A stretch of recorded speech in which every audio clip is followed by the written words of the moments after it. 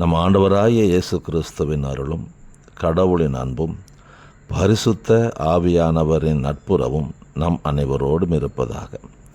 நாம் இன்றைக்கு எடுத்திருக்கிற தியான பகுதி நீதிமொழிகள் புத்தகம் 1 அதிகாரம் 28 முதல் 31 முடிய. நீங்கள் என்னை நோக்கி மன்றாடுவீர்கள், நான் பதிலளிக்க மாட்டேன்.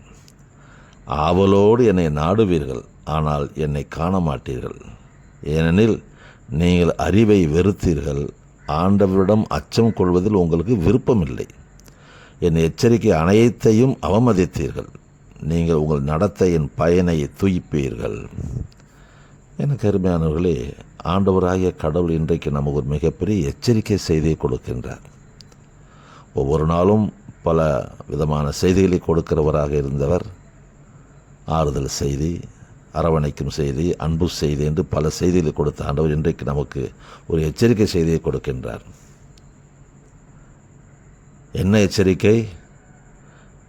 நீங்கள் என்னை நோக்கி மன்றாடுவீர்கள், நான் பதில் கொடுக்க மாட்டேன் என்று சொல்லுகின்றார்.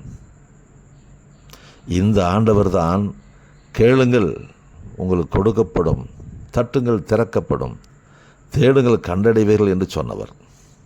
அது மாத்திரமல்ல, கேட்கிற எவனும் பெற்றுக்கொள்ளுகிறான் என்றும் சொல்லியிருக்கின்றார். இன்னும் கூடுதலாக சொல்ல வேண்டும் என்றால், இயேசு சொன்னார், இதுவரை நீங்கள் என் பெயரால் எதுவும் கேட்கல, என் பெயராலே கேளுங்கள். அதனால் நம்ம ஒவ்வொரு ஜபங்களையும் இயேசுவின் பெயரால் கேட்டுக்கொண்டு இருக்கின்றோம்.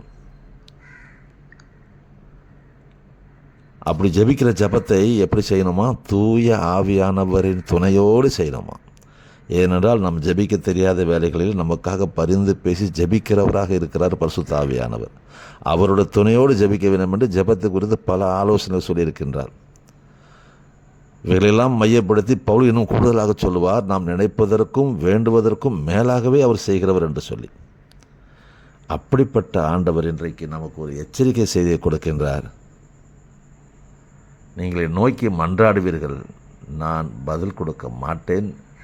அவளோடு என்னை நாடுவீர்கள், ஆனால் என்னை காண மாட்டீர்கள் என்று ஒரு எச்சரிக்கை செய்தியை கொடுக்கின்றார். இது நமக்கு பயத்தை கூட கொடுக்கலாம். ஆனால் அதற்கு காரணங்கள் சொல்கிறார். அதுதான் முக்கியமானது. ஏன் பதில் கொடுக்க மாட்டேன், ஏன் என்னை காண மாட்டேன் என்பதற்கு ஆண்டவர் கொடுக்கிற அந்த காரணங்களை பாருங்களேன். முதல் காரணம் என்ன சொல்கிறாரு? நீங்கள் ஆண்டவரை தேடவில்லை என்றார்.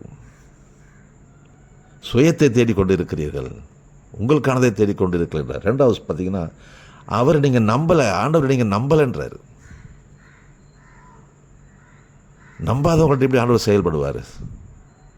நம்ம எந்த அளவுக்கு ஆண்டவர் மேல் நம்பிக்கை வைக்கிறோமோ அந்த அளவுக்கு அவர் நம்ம செயல்படுகிறவராக இருக்கிறார். மூன்றாவது, அவரது அறிவை வெறுத்தோம்.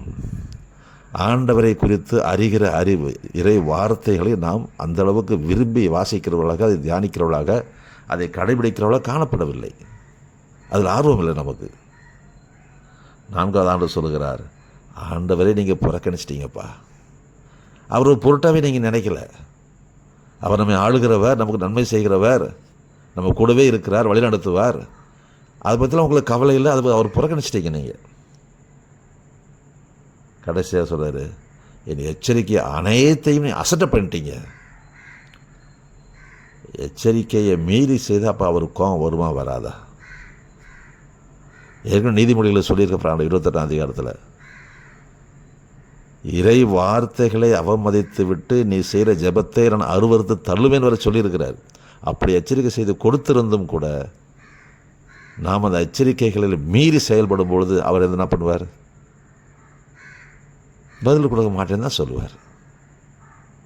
எனக்கு அன்பார்ந்தவர்களே, நாம் எந்த அளவுக்கு ஆண்டவரை தேடுகிறவர்களாக, அவரை நம்புகிறவர்களாக, அவர் அறிவை விரும்புகிறவர்களாக, அவர் எச்சரிக்கையை ஏற்றுக்கொள்கிறவர்களாக, அதை பின்பற்றுகிறவர்களாக, அவரோடு பயணிக்கிறவர்களாக இருக்கிற செக் பண்ணி பார்ப்போம். குறைவுகள் இருந்தால் சரி செய்து கொள்வோம். ஆண்டவர் நம்மை நிறைவாக ஆசீர்வதிக்க காத்திருக்கிறவராக. ஏனென்றால் அவர் இரக்கமுள்ளவர். செய்வோமா? ஜெபிப்போம். எங்கள் அன்புள்ள பரலோக தந்தையே, எங்கள் வாழ்விலே உம்மை தேடுவதிலும், உம்மை நம்புவதிலும், உம்முடைய வார்த்தைகளை பின்பற்றுதலும் எங்களுக்கு இருந்த அசட்டத்தனத்தை நாங்கள் எடுத்து வைத்து விட்டு உண்மையாகவே உண்மை அறியவும் உன் தேடவும் பின்பற்றவும் எங்களை முயற்சி எடுக்கிறோம். எங்களை நீங்கள் ஆசீர்வதிங்க. எங்களோடு இருந்து பெரிய காரியங்களை செய்யுங்க. மீட்பரம் இயேசுவின் பெயரால் ஜெபிக்கிறோம் நல்ல பிதாவே, ஆமென். ஆண்டவர் நம் யாவரையும் ஆசீர்வதிப்பாராக. அன்புடன் விக்டர் பாக்கியம்.